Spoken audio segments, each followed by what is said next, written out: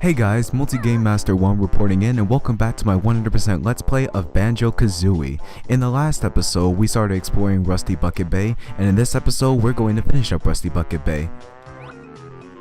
So in this episode, I traveled down from the top of the ship to the pile of blue crates right here because this is where we need to go next. So inside this crate, if we go inside it, we have a bunch of TNT crates.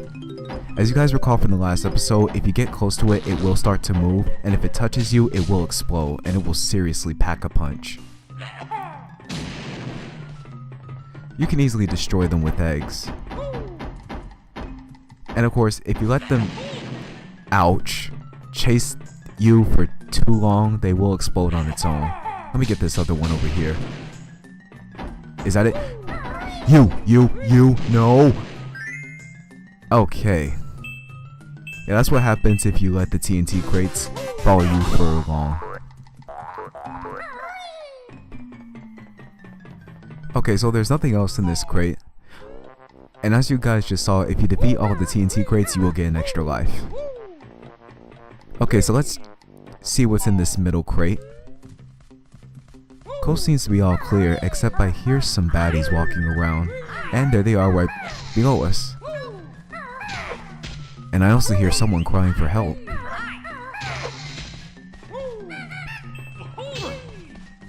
Die, you see, man.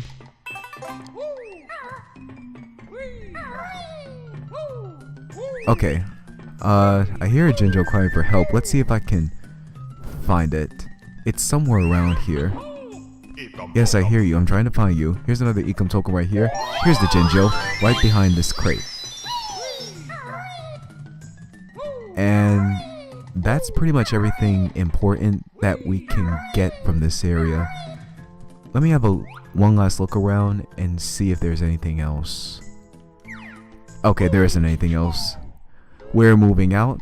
Now let's go ahead and check to see what's in this first crate. Or this left crate, rather. Wait, what's that noise? No! Not again! Why, Rare? Why? Okay, so in this room we have a beehive and some notes that we need to collect. And I'm not sure if this applies, but bees are very protective of honeycombs. I'm not sure about stray ones though. I guess we can go ahead and see.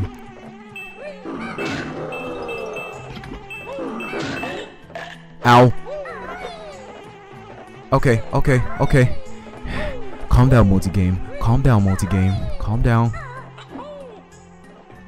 Alright, I really need that note before I go. Die! Go, you too. That's what you get for touching me. Okay, I'm getting out of here. Bye, bees.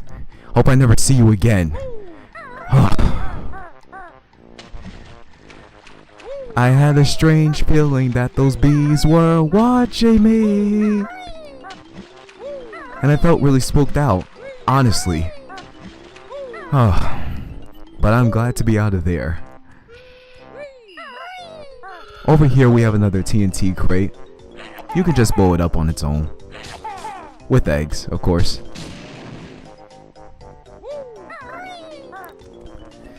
This is a pool of toxic waste, and there are some things you want to grab on the barrels on top of it. Set foot in the toxic waste and you will only take one hit of damage. Here's another Ecom token. And I was testing earlier to see if the bees are attracted to stray honeycombs, but apparently not. They seem to be only focused on their hive. So if you destroy that, then that's the reason why they will start chasing after you. And it's a good thing too. If they had an interest in stray honeycombs, it would make this game a whole lot harder than what it is now. And I can see the last Jinjo on that buoy over there. Let's make our way for it. Wait, what's that noise? Aw, Snacker, you again? How can sharks even survive in polluted and toxic waters such as these? Anyway, the last Jinjo we got on top of the buoy And now back to my main point that I was talking about. How is it that Snacker can survive in water regions such as these? Even fish can't survive in these. I know that for a fact. Snacker sure is a sly one, just traveling from water to oily waters. Pretty clever on his part to find a way to survive in oily waters. It is a bit trollish, but if it's part of the game and it puts the challenge in the game, then so be it. I won't complain about it whatsoever. In this room we have a honeycomb switch that activates an extra honeycomb, and plenty of enemies to be found in here. Besides bees, thank goodness. Okay, I really need to stop stressing on bees. It's over now, so I won't have to worry about it. Die Flotsam. And here we have a fly pad, which we can use to get to the extra honeycomb piece. So that's all the honeycomb pieces for this area. We just now need to get the notes and jigsaw pieces, and then we'll be on our way out. And already we're 6 minutes into the recording, but we're almost done with this area. No, Snacker, no, don't you dare, don't you dare, don't you dare, don't you dare. You need to die. I'm gonna kill Snacker before I leave because he's a nuisance. And boy do I wish Pete the Crocodile was guest commentating for this episode.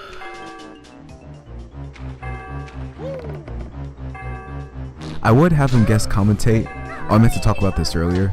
I would have Pete the Crocodile guest commentate, but his internet was knocked out for a few days. And he really didn't have any internet service, to say the least. I think this happened ever since either Thursday or Friday. So I really couldn't have Pete as a guest commentator again. Pete, I'm sorry, I will find a way to make it up to you. That is, if you're still interested. And same for everyone else as well. If ever you want to guest commentate in one of my projects, just let me know, inbox me, and I'll see what I can do. In this room, we have a bunch of things to collect, a lot of enemies around here as well.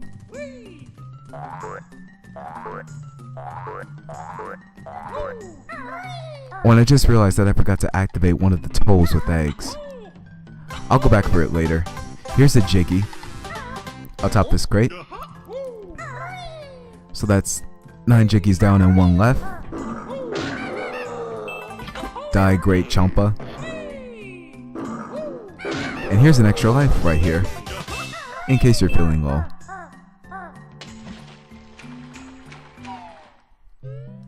Okay, now let me make my way for the toe, and I hear something squealing. I'll get to it in a moment. Right now I just really want to go back for that toe.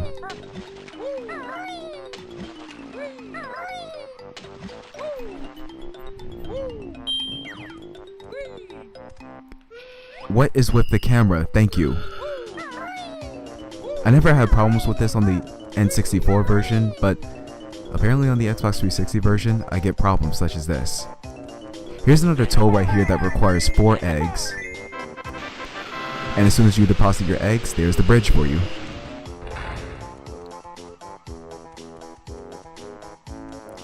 Now let's go ahead and make our way back into the oily waters, I guess. And as we saw earlier, there's a trapped whale. Let's get a closer look. I'm trapped! Help! Get this thing off Snorkel! Okay, so the whale has a name. His name is Snorkel, and he has an anchor trapped on top of him. And looking at the way it's positioned on top of Snorkel, it looks really, really painful. We really need to get Snorkel out of there before he suffocates.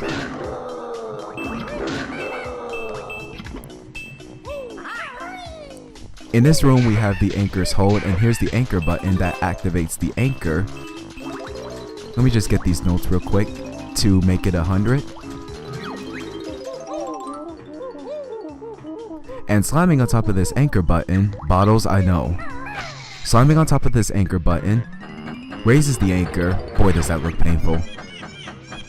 Thanks Guys, I found this earlier. It's yours. And Snorkel is free. And did you guys see the way that that anchor was dragged off of Snorkel? I'm surprised it went through his skin and didn't cause him to get scratched and get huge bruises by the anchor and cause him to bleed out. I really don't understand it. I guess Rare was trying to keep this as kid-friendly as possible and not massacre any whales. Why can't I get in this hole? I usually don't have this problem. Let me just get some more air. Okay. Now let's swim for the hole this time and make our way out of here. There we go. So Snorkel dropped a Jiggy, we'll pick that up, and I believe this makes our last one for the area. 10, there we go.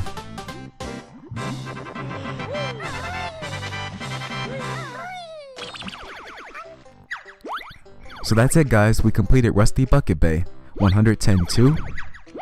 But before we go, I want to show you guys a couple of other things. Number one being that there is another toll right here. This only requires 2 eggs for you to activate the bridge, but as you can see, there's a gold feather and an ecom token suspended in midair. So giving the toll a few more eggs causes the bridge to extend, which is pretty cheap in my personal opinion, but well, you can't really break the banking system in this game now, can you? Maybe not this game, but this level. And here's another way that you can get inside this warehouse full of crates, by breaking the window, but we've already covered that, so we don't have to go back inside. And yeah guys, that's pretty much it. We're done with Rusty Bucket Bay, so now we're out of here.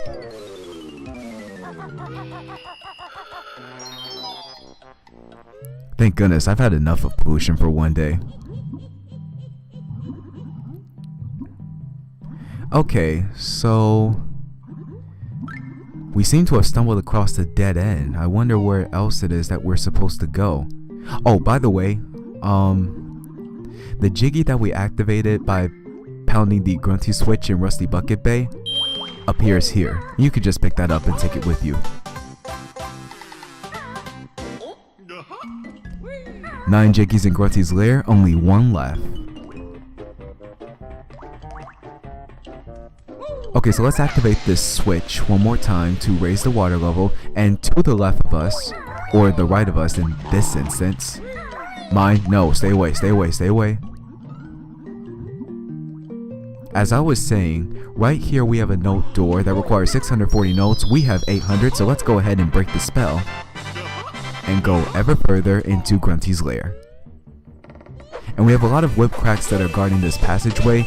Use the Wonder Wing in order to destroy and get past them all.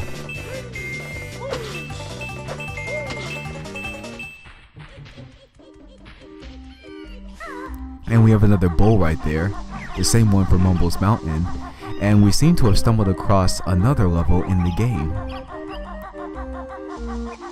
And given the amount of Jiggies that we've collected in Grunty's lair, I'd say that this is the final level before we have to face Grunty and rescue Tootie. Oh, I see Brentilda over there. This will be the last time that you'll see her and know any more secrets about Grunty. So I hope you guys remember the secrets well. Gruesome Gruntilda's favorite pastime is flying radio-controlled bats. That's creepy. This poor guy called Dirty Birdie was her first and only boyfriend. Why is that? I mean, they're both pretty much dirty. When she was younger, Grunty used to have a baby dragon as a pet. That's rather unnatural to have as a pet. Inside this bush we have a passageway that connects to a tunnel, and it has a brown pot that we saw earlier that connects to the pipe room back on floor 3 of Grunty's lair. But we're actually going to check that out in a bit. Right now I want to take care of some things in this room. Oh, by the way, the name of that bull right there, I think it's called Bigabutt. When Tootie is a big old lump, I'm just the frog to hide her rump. Oh, do you, Grunty? Well, you're gonna have to forget about that when I stop you. Anyway, here's another note door that requires 765 notes. Once again, we have 800, but we're not gonna bypass it just yet. We're actually going to take care of it in future episodes. Right now, I just want to take care of some things out here.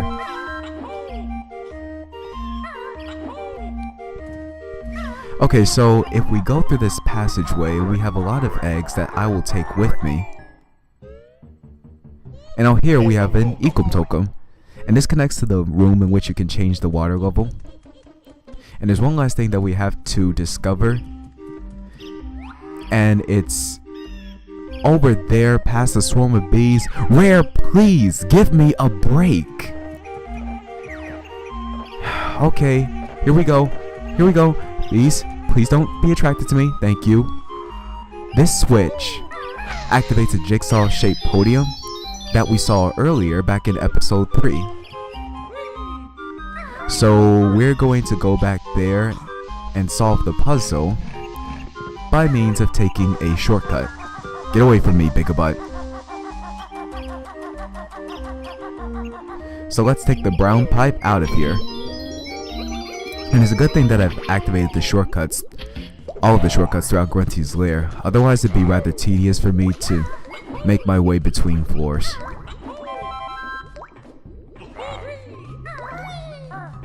So we're back in this pipe room, but this isn't the area that we need to go to. It's actually down this waterfall. And I'm just gonna grab these eggs real quick, because I really need max ammo for whatever may lie ahead.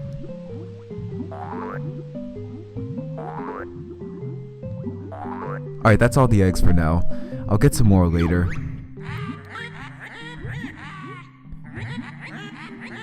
And Grunty reads the same thing. So we're back in the room, and as you can see, the jigsaw-shaped podium has activated. Let's go ahead and fill our pieces in to reveal the final level in the game, Click Clock Wood.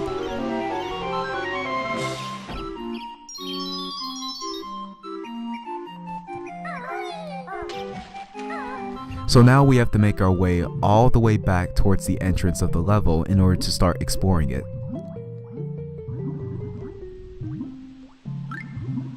But as I said before, it's a good thing that we've activated all of the cauldron shortcuts throughout Grunty's lair. Otherwise, we'd be in for some real tedious travels.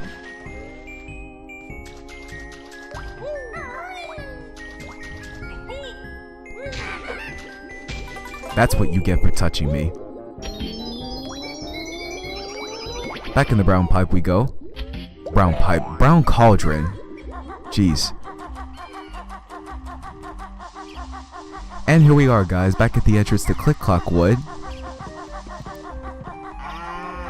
And lo and behold, there's the door right before us, leading to Click Clock Wood. However, given the fact that we've done quite a lot and we're 18 minutes into the recording, we're gonna have to stop here and save Click Clock Wood for the next episode. So in the next part, we're going to start exploring Click Clock Wood in search of notes, jigsaw pieces, and extra honeycomb pieces, and hopefully do some other stuff after that. So until next time, I'm Multi Game Master 1. Thanks for watching, and I will see you guys later.